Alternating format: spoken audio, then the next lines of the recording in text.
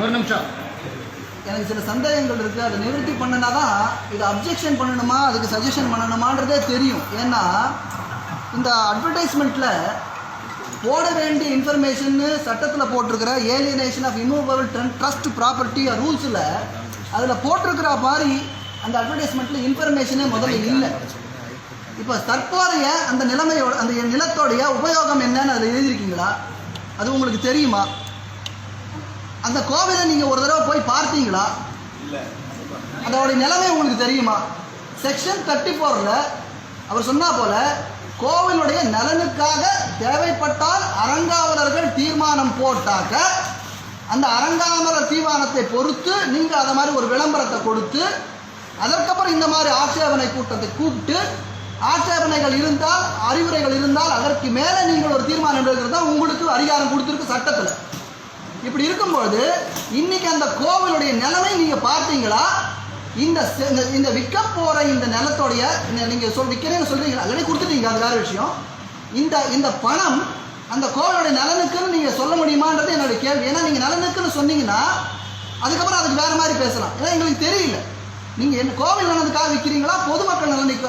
அட்வர்டைஸ்மெண்ட்டில் பொதுமக்கள் நலனுக்கு இருக்கீங்க. அந்த கோவிலை நீர் போய் பார்த்தீங்களா ஒரே ஒரு வாட்டி? நீங்கள் ஆசிரியர்கள் தானே, அந்த கோவிலோட நிலைமை தெரியுமா? பார்த்தீங்களான்னு என்னுடைய அதுக்கு மற்ற சந்தேகம் எனக்கு சந்தேகம் இருக்கு.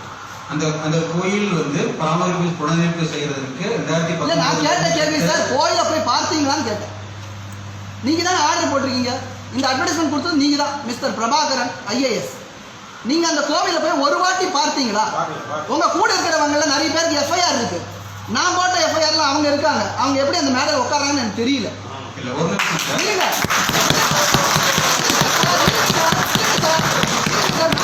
அப்புறம் நீங்க பேசுங்க. அது உங்களோட இஷ்டம். நீங்க உட்கார வைக்கிறது உங்களோட இஷ்டம். ஆனா என்னுடைய அப்ஜெக்ஷனை நான் சொல்றேன். அவங்க ஒரு கூட்டத்தில் ஒரு சில கடத்தல் கூட்டத்தில் அவங்க இருக்காங்க.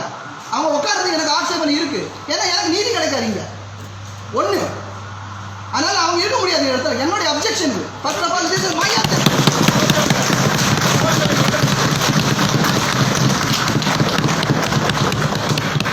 அவர் பக்கத்தில் இருக்கவர் யாரும் எனக்கு தெரியாது. அவரால் சொல்ல முடியும், எனக்கு தெரியாது. இல்ல இல்ல சரி ஓகே ஓகே. இல்லை எனக்கு தெரியல. எனக்கு நீங்க வந்து உட்காந்து சார் நீங்களே உங்களை இன்ட்ரடியூஸ் பண்ணிக்கல. ஒரு ப்ரொஃபஷனலாக இருக்கணும் சார். நீங்கள் வந்து நான் இன்னார் இவர்கள் இன்னார் அப்படின்னு ஒரு அறிமுகம் பண்ணிட்டு ஒரு மீட்டிங் ஆரம்பிக்கணும். நீங்கள் உங்களுடைய இந்த மீட்டிங் கண்டக்ட் பண்ணுற விஷயத்திலேயே எங்களை எவ்வளோ உதாசீனப்படுத்துறீங்கன்னு உங்களுக்கு தெரியணும். எங்களை நாங்கள் மதிக்கிறதா என்ன ஒரு ப்ரொஃபஷனலிசமாக இந்த மீட்டிங் ஆரம்பிக்க கூடாதா? இந்த கோவில் உங்கள் கோவில் பேரை கூட நீங்கள் இன்னும் சொல்லலை. அர்த்தநாதீஸ்வரர் கோவில்னு கூட நீங்கள் பேரை சொல்லாமல் நீங்கள் ஆரம்பிக்கிறீங்க. கள்ளக்குறிச்சியில் வீர சோழபுரம்ன்ற பேரை கூட சொல்லாமல் ஆரம்பிக்கிறீங்க. நான் ரெக்கார்ட் பண்ணி வச்சிருக்கேன், போட்டு காமிக்கிறோம். இங்க வந்திருக்கிற எல்லாரும் வீர சோழபுரம் அர்த்தநாரீஸ்வரர் கோவிலுடைய சொத்தை நீங்கள் விற்பதற்காக வந்திருக்கிறீர்கள் நான் சொல்றேன். இப்ப அவர் கொடுக்காத இன்ட்ரோடக்ஷனை நான் கொடுக்குறேன். வீர சோழபுரம் நாரீஸ்வரர் கோவில் என்பதை அர்த்தநாரீஸ்வரர் கோவில் என்று தவறாக இந்து அரசாங்க அறநிலைத்துறையில அந்த கோவிலுடைய புஞ்சை நிலம் 14.09.00 ஹெக்டேர் 35 ஏக்கர் நிலத்தை பொது நலத்தை முன்னிட்டு விற்பதற்காக இந்த கூட்டம் கூட்டப்பட்டுள்ளதுன்னு நீங்க சொல்லிருக்கணும் சார். IAS அதிகாரி நீங்க அப்படி பண்ணீங்களா சார்? தயவு செஞ்சு இந்த மீட்டிங்கை திருப்பி ஆரம்பிங்க சார். ப்ளீஸ் ஒரு மணி நேரமா உட்காந்துருக்கோம். எதுக்கு உட்காந்துருக்கோம் நீங்க யாருக்கு தெரியாது. மீட்டிங் திருப்பி ஆரம்பிங்க. யார் நீங்க மீட்டிங் முதல்ல ஆரம்பிங்க சொல்லுங்க.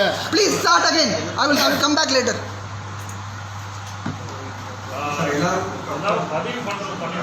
இல்ல அவர் என்னத்துக்கு மீட்டிங் கூப்பிட்டோம் சார்? கொஞ்சம் மீட்டிங் நடத்தி சொல்லுங்க சார். ப்ளீஸ் நான் சொல்றேன், என்னோட அப்ஜெக்ஷன் சொல்றேன். என்ன பர்பஸ் என்ன சார் இந்த மீட்டிங்? என்ன பர்பஸ் சொல்லுங்க. அது சொல்லணும்ல. எதுக்காக வந்துருவோம் நாங்கெல்லாம்? சார் எது இருந்தாலும் நம்மளுடைய இந்து தர்மத்துல முறைப்படி ஆரம்பிக்கிறது தான் அது ஒரு மரியாதை. அதுவே அடிப்படையில இங்க இல்ல. உங்களை வந்து இருங்க அவர் ஆரம்பிப்பார். விடுங்க ஆரம்பிச்ச அப்புறம் நம்ம பேசலாம். எதுக்கு நம்ம வந்துருவோம் அவர் சொல்லட்டும். எல்லாருமே வந்து விட்டுட்டு வந்துதான் ஒரு ஒரு ஒரு எக்ஸ்கியூஸ் இல்லை, ஒரு மணி நேரம் கழிச்சு வந்தோம் மன்னிப்பு கேட்கறது ஒரு மண்ணும் இல்லை, ஒரு சபா மரியாதை இல்லை. ப்ளீஸ் கொஞ்சம் கரெக்ட் பண்ணிக்கங்க சார். வணக்கம் சார். வணக்கம் சார்.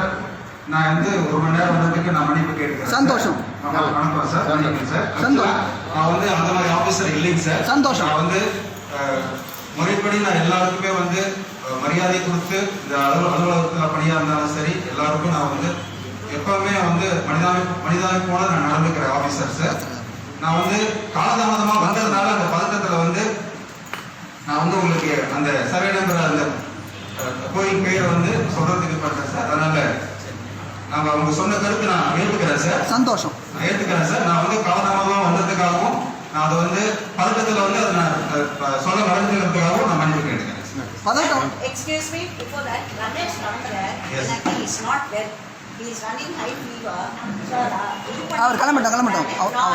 நீங்கள் கூட போய் விட்டுட்டு வாங்க. அவர் நடக்க முடியல. அவர் கூட யாராவது ஒருத்தர் போகல.